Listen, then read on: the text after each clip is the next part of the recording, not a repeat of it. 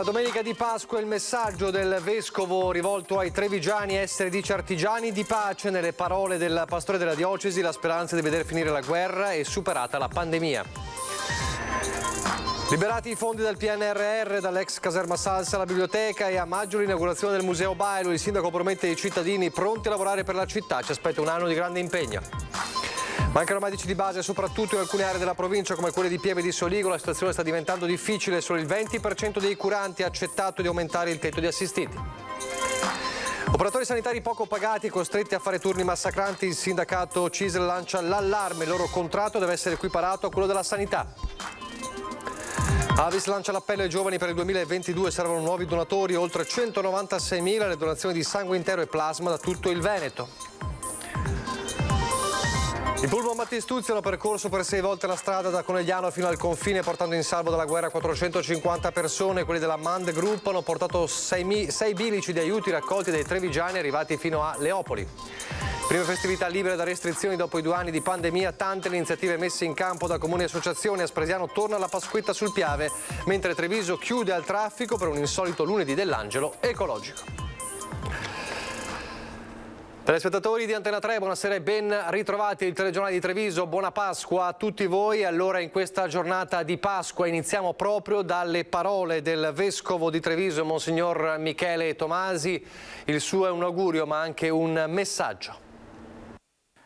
È sempre un momento importante, anno dopo anno, potersi fare gli auguri di Pasqua, anche se coi tempi che passano sembra sempre più difficile ed è sicuramente più impegnativo. Ci siamo fatti gli auguri di Pasqua nel periodo della pandemia, quando eravamo costretti a stare chiusi in casa o quando ci siamo rimessi faticosamente in movimento, quando trovavamo in quella forza del Signore che si è donato, crocifisso ma risorto, la forza per non sentirci soli, per non sentirci abbandonati, per aiutarci gli uni gli altri, per fare di questa nostra comunità davvero un insieme di legami, di amicizia, di solidarietà, di aiuto reciproco, camminando insieme. E quando pensavamo che potesse essere davvero una Pasqua collettiva, un ricominciare, un risorgere, ecco che ci troviamo in questo tempo, nella guerra. Quella parola che sapevamo, forse abbiamo fatto finta di dimenticarci, ma sapevamo che in tante parti del mondo è la realtà per tante persone, ma non possiamo credere che avvenga qui in Europa, vicino a casa. Non possiamo crederlo perché questa Europa dalla Seconda Guerra Mondiale aveva fatto il miracolo di abbattere le barriere, di far unire le persone, magari con difficoltà, magari con tante critiche, con debolezze, ma con una esperienza unica nella storia dell'umanità, di pace, di dialogo, di confronto pacifico, di crescita insieme nella solidarietà. Ed ecco la guerra qui tra noi ci fa tornare indietro, ci fa sorgere paure, temiamo addirittura perché si potrebbe allargare il conflitto, e poi vediamo tante vittime, tante distruzioni, tante stragi, i bambini soprattutto, le madri, le case violate, e pensare così vicino, e potrebbe succedere a noi, ma sono fratelli, sorelle, sono persone come noi che soggiacciono a questa barbarie per il nulla, per un po' di potere, per affermare qualche diritto, ma il diritto fondamentale è quello a vivere e a vivere in pace. Allora è difficile, è impossibile farci gli auguri di Pasqua? No, no. Proprio in questo momento ce li facciamo con più convinzione, perché in questo momento sappiamo che abbiamo bisogno di aiuto, e questo aiuto c'è nella vita che ci viene da colui che si è donato, ha donato la vita per noi ed è risorto, è vivo. Io questo vi annuncio, questo vi esorto ad accogliere, che possiate credere a questo messaggio, anche se fate fatica a crederci, ma c'è una forza nella vita che vince su tutto, ed è la forza dell'amore, del riconoscerci persone umane, del poterci guardare negli occhi e riconoscerci come persone che ci sono, che portano ricchezza, che portano vita, che portano bene, e non potremo usare violenza guardandoci negli occhi, e avremo solo la forza di quell'amore che nell'augurio pasquale dice: Cristo è risorto, la vita ha un suo motivo, ha un suo fondamento, e non siamo soli, siamo accompagnati e sostenuti in eterno. Allora a tutti e a tutte voi, di cuore, nella fatica di questo tempo, ma nella speranza e nella responsabilità che ci è dato di essere costruttori di pace, artigiani di pace, lì dove siamo, con le persone a cui vogliamo bene, con quelle che forse non conosciamo, essere artigiani di pace, e per questo l'augurio buona Pasqua. Dalle parole del Vescovo di Treviso a quelle del Sindaco Mario Conte, il suo augurio è anche un messaggio con tutti i dati legati agli investimenti che cambieranno il volto di alcune importanti zone della città. Sentiamolo.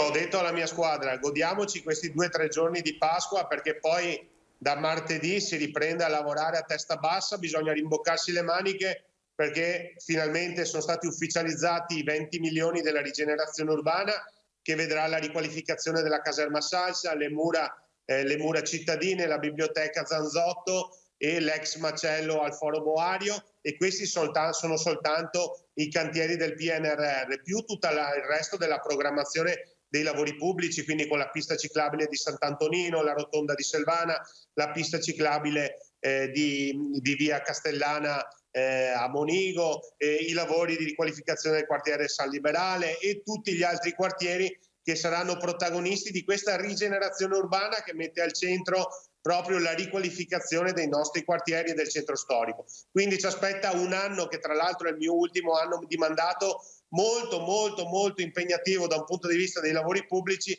Sarà necessario far squadra e lo faremo, però aspetto anche, approfitto di questa occasione, aspetto tutta la comunità per inaugurare il grande Museo Bailo con il grande Antonio Canova, che aprirà la grandissima mostra per i 200 anni di Canova proprio il 14 maggio, quindi vi aspetteremo tutti per questo grande evento culturale. Poi arriverà anche il Giro d'Italia, insomma ci aspetta una primavera-estate molto importante, e ci aspetta anche un anno davanti di grandi lavori e di grande impegno, ma siamo pronti, ci riposiamo oggi e domani e poi ci rimettiamo a lavorare a testa bassa. Auguroni a tutti di buona Pasqua, e non dimentichiamoci di volerci bene, perché dobbiamo recuperare un po' di pace sociale che è stata minata dalla pandemia, dal Green Pass, dai vaccini. Oggi che possiamo guardare a quel problema guardando indietro, possiamo anche tutti quanti fare un passo indietro e recuperare quei rapporti che magari abbiamo perso.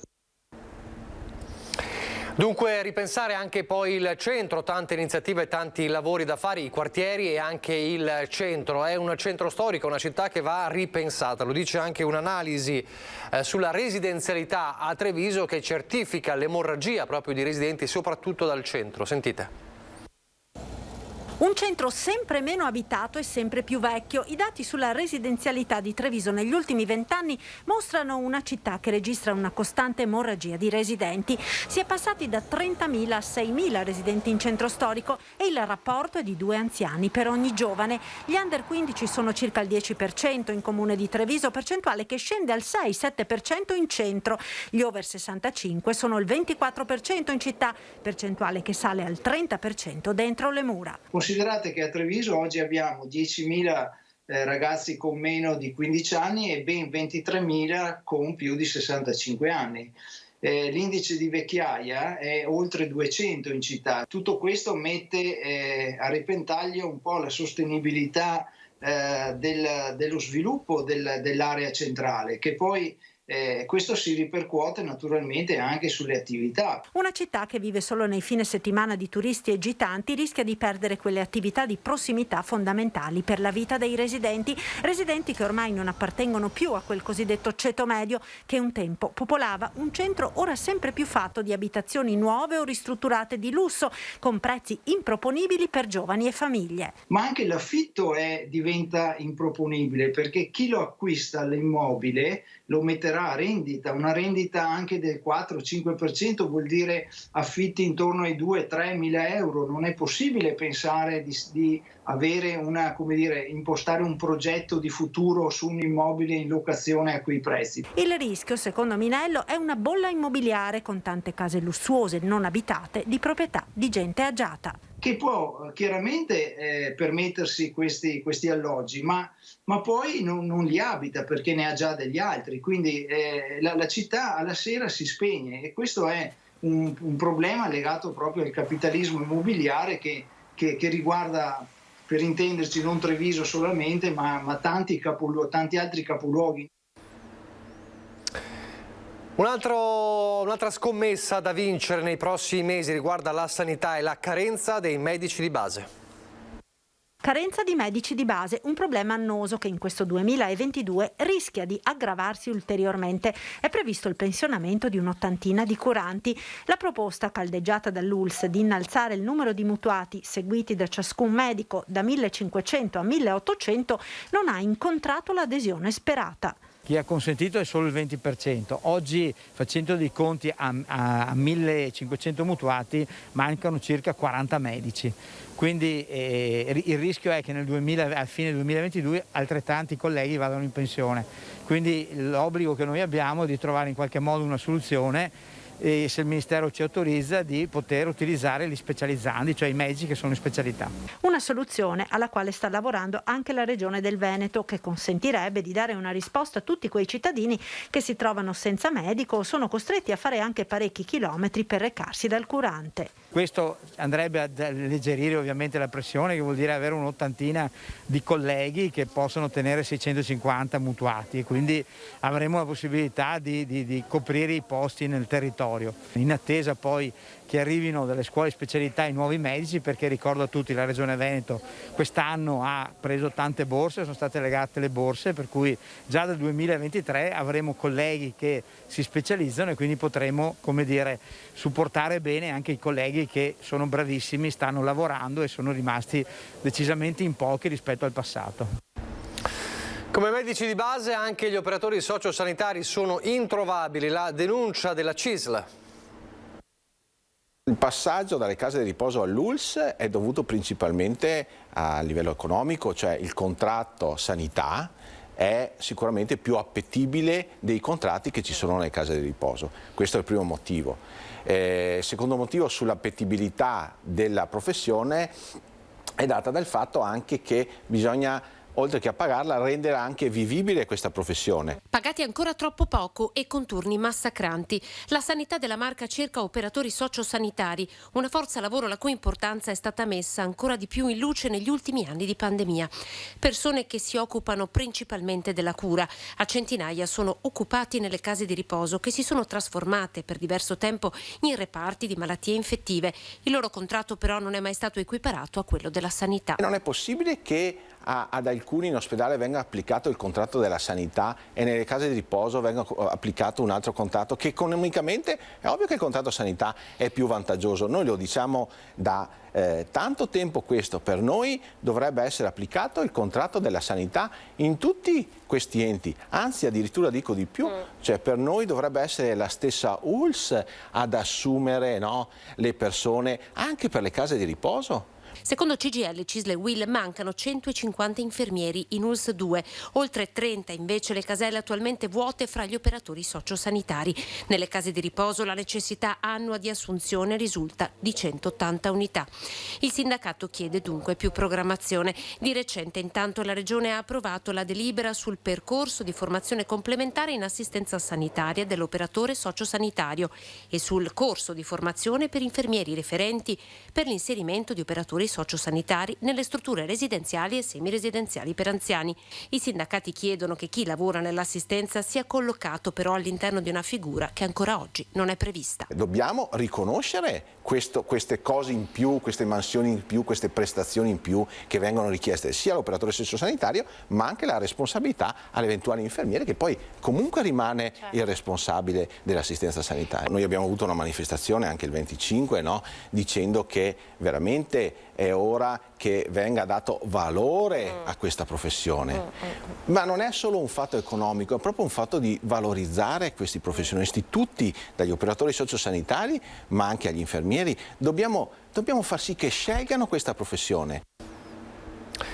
2 anni fa era una Pasqua in lockdown, quest'anno una libertà quasi ritrovata, ma il Covid sta rialzando la testa, come sappiamo. Emergenza terminata sì, ma non pandemia terminata, lo spiega l'immunologo Andrea Cossarizza.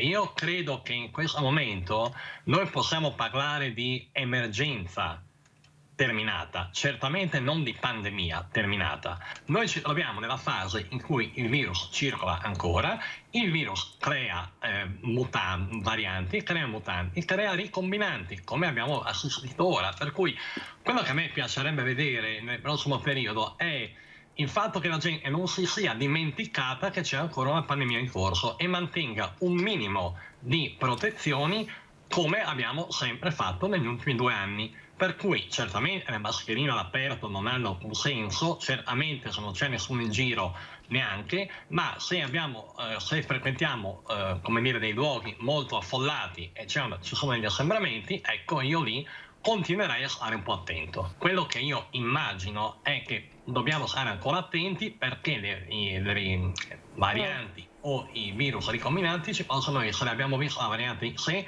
c'è la variante XJ che è stata identificata in Finlandia e credo anche in Italia e in Thailandia. Ci possono essere ulteriori mutazioni del virus. Finora i vaccini tengono botta. Io credo che, come è stato detto da persone molto più autorevoli di me, i Novax hanno fatto un ottimo servizio al virus, cioè lo hanno tenuto attivo e lo stanno continuando a fare, con un solo problema, che se oggi si apre tutto o comunque diciamo le precauzioni sono diminuite, i Novax sono le persone che avranno verosimilmente più problemi con il virus, con l'infezione vera, perché questi non sono vaccinati, quindi non sono protetti. Per cui le misure di protezione in questo momento sono importanti per chi non si è vaccinato, molto di più che per chi si è vaccinato. Nonostante la pandemia, in questo biennio i numeri di donazioni di sangue sono cresciuti, ma c'è bisogno adesso dei giovani. Io dico sempre, ricordatevi che la malattia non prende soltanto le persone anziane, prende tutti, anche quelle malattie croniche che magari qualcuno nasce con malattie per cui hanno bisogno comunque di una costante donazione periodica, se non proprio ogni giorno ma ogni settimana. Assolutamente dobbiamo far capire che il nostro dono è importante per chi ne ha bisogno. Donatori si diventa. La donazione di sangue è una scelta consapevole che già a partire dai 18 anni si può fare. Basta essere in buona salute e pesare almeno 50 kg, recarsi presso i centri trasfusionali del proprio territorio ed effettuare l'anamnesi e un primo prelievo di sangue. Sono sempre di più i donatori nella Marca, anche grazie alla forte spinta dovuta alla nuova campagna All of Me, dove chi dona e chi riceve in prima persona racconta la sua scelta e la sua esperienza. Noi chiudiamo il 2021 con oltre 196.000 donazioni, vale a dire di sangue intero, come di plasma, di piastrine, eccetera. Chiaro è che dobbiamo continuare su questa linea, c'è bisogno di sangue ma c'è bisogno tanta anche di plasma e questo è fondamentale. La donazione di plasma è quella che poi ci permette di avere quei farmaci salvavita che che servono appunto ai nostri malati, anche alle malattie croniche. Questo è il messaggio che vorrei dare oggi, di continuare a donare. Nonostante la pandemia, Avis ha continuato nel suo lavoro incessante per la ricerca e la raccolta di sangue e plasma. Nel corso del 2020, l'anno più duramente segnato dalla pandemia di Covid, ben 1522 ragazzi e ragazze della provincia di Treviso si sono avvicinati alla solidarietà. Si arriva a quota 2362 nuovi donatori, considerando anche le altre fasce d'età fino ai 65 anni, un grande segnale di speranza. Il 2022, considerata la pandemia che non ci lascia ancora tranquilli, sta penalizzando anche molti medici, molti infermieri, già carenza prima che c'era di medici, adesso con la pandemia che si sta ancora acuendo maggiormente. Pertanto io sollecito i nostri donatori e chi ancora non lo è di diventarlo. È importante pensare anche all'altro, a chi sta soffrendo, a chi ha bisogno del nostro dono per poter continuare a vivere e dare una vita tranquilla per il futuro e per i familiari. A proposito di pensare a chi sta peggio, a chi sta soffrendo, la guerra in Ucraina ha sconvolto il mondo, ma fin da subito dalla Marca sono nate grandi manifestazioni di solidarietà e coraggio. Allora, in questa giornata di Pasqua vi riproponiamo la storia delle due missioni che più hanno avuto eco dalla Marca trevigiana, quella di Vito Battistuzzi e di Antonio Tiveron. Missioni di Marca, la forza e la determinazione di due imprenditori del Veneto in aiuto di chi fugge dalla guerra e di chi resiste nei territori occupati. Vito Battistuzzi, con i suoi 6 viaggi fino al confine con la Battistuzzi Autotrasporti, è riuscito a portare a casa insieme alla sua squadra oltre 450 rifugiati, donne e bambini arrivati a Conegliano che in Veneto hanno trovato rifugio. Quando siamo arrivati lassù io mi ricorderò sempre alle 6 del mattino, quando è iniziato le prime luci dell'alba. Io e Roberto ci siamo guardati e avevamo tutti e due le lacrime. Sinceramente è stato un momento difficilissimo, abbiamo avuto per fortuna il conforto di alcune persone che ci hanno telefonato, addirittura il questore di Conegliano, il sindaco di Vittorio Veneto, una persona eccezionale, mi ha aiutato e ci avrà telefonato 3-4 volte al giorno, Antonio Miato, bravissimo. E lì abbiamo avuto poi conforto perché effettivamente avevamo avuto un momento un po' difficile. Quello che mi ricordo, immagini che mi ricordo che mi rimangono ancora anche adesso, è questi papà che portavano le famiglie, le donne, i bambini per salire in pullman con noi e poi piangevano quando noi siamo partiti col pullman, che hanno disegnato un cuore sul finestrino del pullman e baciavano i bambini attraverso il vetro. Immagini che penso mi rimarranno per sempre. Ne parlavo anche con Roberto l'altro giorno, l'autista che mi ha accompagnato sul primo viaggio, e veramente ne parliamo ogni tanto per pochi minuti perché veramente è rimasta una cosa che psicologicamente ci ha segnato. La prima volta che sono andato su io, appunto quella del 27 di febbraio, erano 40 bambini e 32 mamme, quindi parecchi insomma. Potremmo essere noi. La cosa che capisci subito quando li vedi già ancora quella mattina che siamo arrivati su è che proprio sono gente comune, cioè potremmo essere noi, e quello che percepissi subito appena arrivate queste persone, mi ricordo sta prima mamma arrivata alle 3:30 del mattino, la prima che ci ha battuto alla porta del pullman con questo bambino di 2 anni, cioè ti rendi conto che queste sono persone che erano lì a casa, tranquille, come siamo magari noi, e in pochi secondi ha dovuto andare fuori, cioè prendere il giubbotto appeso alla pendi abiti e andare via subito, cioè ti rendi conto che è questa la situazione. Pochi giorni dopo da San Biagio di Callalta partiranno 6 bilici carichi di beni di prima necessità, farmaci, materassi. A capo della spedizione Antonio Tiveron, titolare della Mand Group. Le sirene antiaeree continuavano a suonare e quindi si capiva che c'era una situazione di pseudo-normalità, che tutti provavano ad avere questa normalità, ma che dietro c'erano delle situazioni poco chiare. Quello che ho visto là non lo auguro a nessuno, perché giustamente nessuna persona nel 2022 dovrebbe vivere in quelle condizioni. Possiamo avere idee e come si può dire, progetti diversi, ma bensì questo non deve mai portare alla guerra. Io penso questo perché oggi come oggi la mancata comunicazione porta a divergenze, però mai arrivare alla guerra. Quindi io auguro che questa guerra qua finisca molto velocemente, sia in primis per le persone e le famiglie locali, ma un po' per tutto il mondo. 2 storie di pace e di speranza. Accanto a Vito e Adriano la disponibilità all'ospitalità di centinaia di famiglie, imprenditori, la mano tesa delle ULSS e dei comuni. Sono già arrivati in Veneto oltre 13.500 rifugiati. Il numero di tessere sanitarie rilasciate è di 12.446. Oltre 22.000 i tamponi effettuati dall'inizio dell'emergenza. Pochi istanti di pubblicità, poi di nuovo con voi.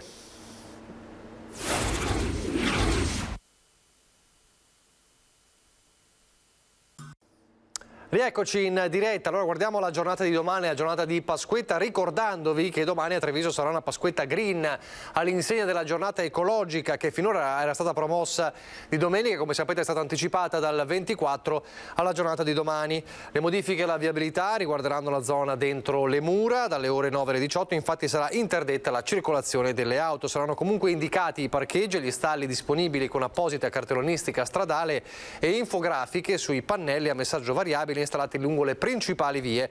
Questo anche per agevolare i turisti attesi nel giorno di festa. Potranno circolare in deroga i veicoli dei residenti o domiciliati nelle aree rosse. Tutte le indicazioni, avete visto anche la mappa iniziale sul sito e sui social del Comune. Iniziative per lunedì dell'Angelo sono programmate in tutta la Marca. Torna dopo lo stop causato dalla pandemia anche la tradizionale Pasquetta al Piave a Spresiano, con l'apertura dello stand gastronomico a mezzogiorno. Alle 14:30 l'esibizione degli aquiloni al parco. Tutto esaurito negli agriturismo del Montello. Insomma, sarà una Pasquetta all'insegna della tradizione, il ritorno insomma della classica gita fuori porta. Ma allora sentiamo anche i trevigiani cosa faranno a Pasquetta e scopriamo che molti di loro o alcuni di loro sceglieranno comunque di restare a casa. Sentiamoli. Pasquetta, dove la trascorrerà? A casa. Ma quest'anno o è di abitudine? Di abitudine. Non guardo tanto le feste. A casa, sì. L'anno scorso sono stato qua, 2 anni che sono qua, quindi continuiamo così. A casa purtroppo. Sono a casa con mio figlio e con mio marito, le festeggiamo a casa. Ma gli altri anni era d'abitudine andare via o comunque si faceva un giretto magari, sì, dopo mangiato si faceva un giretto e negli anni precedenti il picnic, ma ormai non ce lo ricordiamo più. Non ho ancora programmi per il giorno di Pasquetta. Dipenderà anche un po' dal tempo. Dal tempo, esatto, dalla disponibilità dei miei amici. Io la trascorrerò a Bibbione. Sono un turista che vive all'estero da 25 anni, sono un italiano che non vive qui e la trascorrerò a Bibbione dove ho un piccolo appartamento e sono venuto qui perché il clima lo permette, perché la regione è bellissima. Quindi farà anche le terme, a Bibbione ci sono le terme? Vedremo, è possibile, è possibile. Non sappiamo ancora. Dipenderà un po' dal tempo. Esatto, brava, se piove o non piove. Ma se quest'anno il tempo è bello, pensate di farlo? Grigliata al Piave anche quest'anno. Ma penso a casa, visto che siamo ancora in pandemia, visto che comunque c'è sempre tanta confusione, preferisco non stressarmi la vita, insomma. A casa. Di solito era fuori nei colli iberici, ma quest'anno non facciamo niente. Pasquetta, dove la trascorrerà? No, questa è una domanda che non mi può fare. Io non lo so, signora. No, non ne ho proprio idea. Non vado via perché sono povera e quindi bisogna rimanere qua, ma poi i giovani non sanno mai che cosa fare, quindi decideremo all'ultimo, non si sa. Magari andiamo a Venezia, cioè per dire qua in zona, ma non tanto distante, ecco. Ci salutiamo con il sorriso, allora vi lascio alle previsioni del tempo, ancora una buona Pasqua a tutti, arrivederci.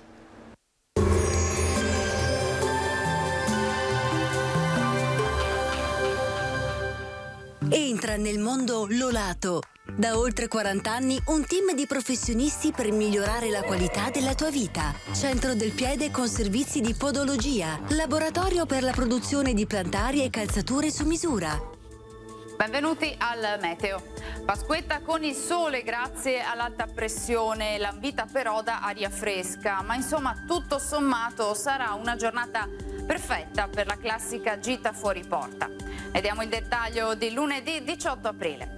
Sul Veneto prevale il sole, la nostra grafica infatti ben lo evidenzia. Saranno possibili soltanto un po' di nubi al pomeriggio, ma in genere senza precipitazioni. Temperature in ulteriore lieve calo, minime tra 3 e 9 gradi, massime comprese invece tra i 13 e i 17 gradi all'incirca. Spostiamoci ora sul Friuli Venezia Giulia. Al mattino cielo in genere sereno o poco nuvoloso. Nel pomeriggio non si esclude qualche rovescio sui rilievi. Temperature minime tra 5 e 8 gradi, massime sui 15-16 gradi. Infine diamo uno sguardo alla situazione del Trentino Alto Adige. Il tempo sarà ancora soleggiato anche in questo caso con qualche nube innocua. Temperature minime intorno ai 6 gradi, massime sui 20 gradi all'incirca. Dal meteo per ora è tutto, buon proseguimento in compagnia di Antenna 3.